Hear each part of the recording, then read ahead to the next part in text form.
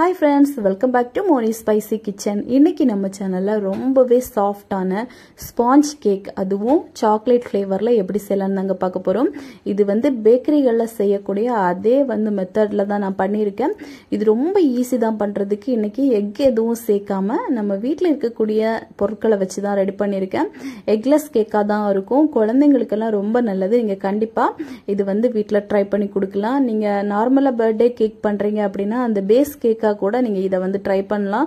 அவ்வளவு மாய்ஸ்டா ரொம்பவே டேஸ்டியா சூப்பரா இருக்கும். சரி வாங்க இது எப்படி செய்யலாம் அப்படிங்கறத நம்ம வீடியோ பார்த்து தெரிஞ்சுக்கலாம். அதுக்கு முன்னாடி நம்ம சேனலுக்கு இப்பதான் ஃபர்ஸ்ட் டைமா வரீங்க அப்படின்னா மறக்காம சப்ஸ்கிரைப் பண்ணிக்கோங்க. பக்கத்துல இருக்கக்கூடிய பெல் பட்டனை பிரஸ் பண்ணிக்கோங்க. அப்பதான் நான் போடக்கூடிய நியூ வீடியோஸ் உங்களுக்கு நோட்டிபிகேஷனா வரும். மறக்காம லைக் பண்ணுங்க, ஷேர் பண்ணுங்க. இப்போ வாங்க வீடியோக்குள்ள போய் இந்த சாஃப்டான ஸ்பாஞ்ச் கேக் எப்படி செய்யலாம் அப்படிங்கறத பார்த்துடலாம். இதுக்காக ஃபர்ஸ்ட் பாத்தீங்கன்னா ஒரு பவுல் எடுத்திருக்கேன். இதுல சரியா அரை கப் அளவுக்கு நல்ல சூடா இருக்கக்கூடிய தண்ணி சேர்க்கணும்.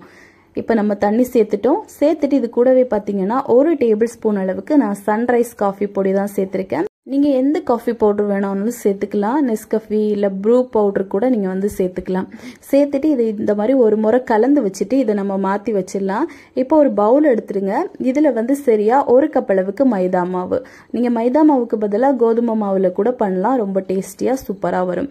இப்போ இது கூட பாத்தீங்கன்னா அரை கப் அளவுக்கு கொக்கோ பவுடர் சேர்த்துக்கோங்க. அப்புறமா 3/4 கப் அளவுக்கு சுகர் ஆட் பண்ணிக்கோங்க. இது வந்து நார்மலான ஸ்வீட் தான் இருக்கும். அதிகமா வேணும்னா ஒரு கப் அளவு சேர்த்துக்கோங்க. அப்புறமா ஒரு டேபிள் ஸ்பூன் அளவுக்கு பேக்கிங் பவுடர், ஒரு டேபிள் ஸ்பூன் அளவுக்கு பேக்கிங் சோடா வந்து கண்டிப்பா சேர்க்கணும். சேர்த்துட்டு ஒரு பிஞ்ச் அளவுக்கு மட்டும் உப்பு சேருங்க. சேர்த்துட்டு இது எல்லாத்தையும் பாத்தீங்கன்னா இந்த மாதிரி நல்லா வந்து நம்ம கலந்து எடுத்துக்கலாம். இதுல எந்த கட்டியும் இருக்கக்கூடாது. அந்த மாதிரி நம்ம கலந்தெடுக்கும் போதுதான் பாத்தீங்கன்னா கேக் வந்து அங்கங்கயா மாவெல்லாம் இருக்கிற மாதிரி இருக்கிறதெல்லாம் இருக்காது. அதனால நல்லா கலந்தெடுத்துக்கோங்க. நீங்க இப்படி கலந்தெடுக்க முடியல அப்படின்னா நல்ல ஒரு அரிப்பு வச்சு நல்லா அரைச்சு எடுத்துட்டீங்க அப்படின்னாலும் நல்ல தனித்தனியா மாவு எல்லாமே இந்த அளவுக்கு பர்ஃபெக்டா ரெடியாகி கிடைக்கும். இப்ப இதுல பாத்தீங்கன்னா சரியா அரை கப் அளவுக்கு வெதுவெதுப்பான பால் சேர்க்கணும். அது கூடவே அரை கப் அளவுக்கு நல்லா ரிஃபைனட் ஆயிலா சேர்த்துக்கோங்க. சேர்த்துட்டு நம்ம ஆல்ரெடி எடுத்து வச்சிருக்கோம்ல அந்த காஃபி பவுடர் மிக்ஸ், அதையும் இது கூடவே நம்ம சேர்த்துடலாம். சேர்த்துட்டு நல்லா மிக்ஸ் பண்ணி எடுத்துக்கோங்க. ஜென்டிலா தான் மிக்ஸ் பண்ணணும். ஓவர் மிக்ஸ் எல்லாம் பண்ணிடக்கூடாது. இந்த மாதிரி கொஞ்சம் நல்லா பொறுமையாவே மிக்ஸ் பண்ணி எடுத்துக்கோங்க. இது வந்து பாத்தீங்கன்னா நம்ம சேர்த்திருக்கக்கூடிய அளவுகள்ல இது வந்து கொஞ்சம் நல்லா கெட்டியா இருக்கிற மாதிரி தான் இருக்கும். நம்ம இது கூடவே ஒரு அரை கப் அளவுக்கு கூட சுடு தண்ணியோ பாலோ வந்து சேர்த்து மிக்ஸ் பண்ணணும். அப்பதான் இது கரெக்டான ஒரு பக்குவத்துக்கு வரும். நான் வந்து இன்னைக்கு ஒரு அரை கப் அளவுக்கு சுடு தண்ணி தான் சேர்த்திருக்கேன். நீங்க இதுக்கு பதிலா பால் கூட சேர்த்துக்கலாம். நல்ல ரூம் டெம்பரேச்சர்ல இருக்கக்கூடிய பாலா வந்து சேர்க்கணும். சேர்த்துட்டு இந்த மாதிரி நல்லா மிக்ஸ் பண்ணி எடுத்துக்கோங்க. ஆனா ஜென்டிலா தான் மிக்ஸ் பண்ணணும். ஓவர் மிக்ஸ் எல்லாம் பண்ணிடக்கூடாது. அப்புறமா கேக் வந்து ஃபிளாப் ஆகி போயிடும். இப்ப பாருங்க நல்லா நம்ம வந்து மிக்ஸ் பண்ணி எடுத்துட்டோம்.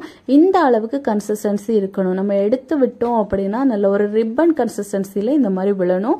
இதுதான் சரியான பக்குவம். இப்போ வந்து நம்மளுக்கு பேட்டர் ரெடி ஆயிருச்சு. இனிமே நம்ம ட்ரே வந்து நல்லா கிரீஸ் பண்ணி எடுத்துக்கலாம். நான் அதுக்காக இன்னைக்கு நம்ம பிரெட் எல்லாம் பண்ணுவோம்ல அந்த ட்ரே தான் எடுத்திருக்கேன். அதுல வந்து கொஞ்சமா ஆயில் மட்டும் அப்ளை பண்ணிட்டு எல்லா பக்கமும் நல்லா வந்து தடவி எடுத்து வச்சிடலாம். இதுல வந்து உங்களுக்கு தேவைப்பட்ட பட்டர் ஷீட் வேணும்னாலும் நீங்க வந்து சேர்த்துக்கலாம். நான் வந்து ஆயில் மட்டும் தான் இந்த மாதிரி எடுத்து வச்சிருக்கேன். இதுல பாத்தீங்கன்னா ஈஸியா இலகி வந்துடும். இப்ப வந்து இதுல நம்ம பேட்டர் எல்லாத்தையுமே சேர்த்துடலாம். எல்லாத்தையும் இந்த மாதிரி ஊத்துங்க.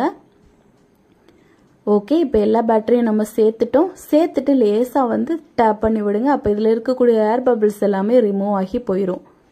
இந்த மாதிரி ஓகே, இப்போ நம்மளுக்கு வந்து இது ரெடி ஆயிடுச்சு. நீங்க வந்து இத நார்மலா நம்ம ஸ்டவ்ல வேக வைக்கிறீங்க அப்படின்னா நான் ஒரு குக்கர் எடுத்துட்டு அதை வந்து ஒரு 10 நிமிஷம் ப்ரீஹீட் பண்ணிட்டு அதுல ஒரு 45 நிமிஷம் லோ ஃப்ளேம்ல வச்சு வேக விடுங்க. நல்லா சூப்பரா வெந்து கிடைக்கும். இதுவே நம்ம ஓடிஜில பண்றோம் அப்படின்னாலும் 180 டிகிரில ஒரு 45 மினிட்ஸ்க்கு வேக வச்சு எடுத்துக்கலாம். நான் வந்து பாத்தீங்கன்னா ஓடிஜில தான் வேக வச்சு எடுத்திருக்கேன். பாருங்க எவ்வளவு சாஃப்டா சூப்பரா வந்திருக்குன்னு. இது நல்லா ஆறுனதுக்கு அப்புறமா தான் நம்ம இதை வந்து கட் பண்ண ஆரம்பிக்கணும். ஃபர்ஸ்ட் வெந்திருக்கான்னு பாக்குறதுக்காக ஒரு குச்சி வச்சு இந்த மாதிரி குத்தி பாருங்க. மாவு எதுவும் வராம நீட்டாக வந்துச்சு அப்படின்னாலே நல்லா வெந்திருக்குன்னு அர்த்தம். இப்போ இதை வந்து நம்ம கோத்து போட்டுடலாம். பாருங்கள் எவ்வளோ மாய்ஸ்டாக எவ்வளோ ஸ்பாஞ்சாக இருக்குது அப்படிங்கிறத. இது வந்து எடுக்கும்போதே நல்லா பூ மாதிரி வரும், அவ்வளோ சாஃப்டாக இருக்கும். இப்போ இதை வந்து நல்லா ஆறுனதுக்கு அப்புறமா நம்ம வந்து கட் பண்ண ஆரம்பிக்கலாம். அப்போ தான் இது வந்து சூப்பராக வரும். பாருங்கள் நம்ம கட் பண்ணுறதுக்கு கூட அவ்வளோ சாஃப்டாக தான் இருக்கும். ஈஸியாக நீங்கள் வீட்டில் வந்து டக்குன்னு இது வந்து ரெடி பண்ணி எடுத்துக்கலாம். இந்த கேக் பேட்டரை வச்சு நீங்கள் வந்து கப் கேக், அப்புறமா பர்த்டே கேக்குக்கு நம்ம பேஸ் பண்ணுவோம்ல, அதுக்கு எல்லாத்துக்குமே நீங்கள் வந்து கண்டிப்பாக ட்ரை பண்ணலாம். ரொம்ப சூப்பராக வரும். இப்போ அவ்வளோதான். நம்ம இதெல்லாம் கட் பண்ணி வச்சு குழந்தைங்களுக்கெல்லாம் கொடுத்தீங்க அப்படின்னா ரொம்ப விரும்பி சாப்பிடுவாங்க. இந்த கேக்கை பார்த்தீங்கன்னா ஒரு 2 நாள் வரைக்கும் நீங்கள் வச்சு சாப்பிட்டுக்கலாம். ரொம்ப நல்லா இருக்கும். பாருங்கள், இப்போ நான் இதை வந்து நான் உங்களுக்கு உள்ளே எப்படி இருக்குன்னு காமிக்கிறேன். அவ்வளோ சாஃப்டாக அவ்வளோ ஸ்பாஞ்சாக இருக்கும். பாருங்கள், இந்த அளவுக்கு நீங்களும் கண்டிப்பாக உங்கள் வீட்டில் வந்து ட்ரை பண்ணலாம். நான் சொன்ன மெத்தடில் கண்டிப்பாக ட்ரை பண்ணி பாருங்கள், உங்களுக்கும் பர்ஃபெக்டாக வரும். இந்த வீடியோ உங்களுக்கு பிடிச்சிருக்கு அப்படின்னா மறக்காமல் உங்கள் வீட்டில் இதை வந்து செஞ்சு பாருங்கள். செஞ்சு பார்த்துட்டு எப்படி வந்துச்சுன்னு கமெண்ட் பண்ணுங்கள். அப்புறமா உங்கள் ஃப்ரெண்ட்ஸ் அண்ட் ஃபேமிலிக்கும் ஷேர் பண்ணி விடுங்க. நெக்ஸ்ட் இன்னொரு வீடியோவில் உங்களை சந்திக்கும் வரை டேக் கேர், பாய்.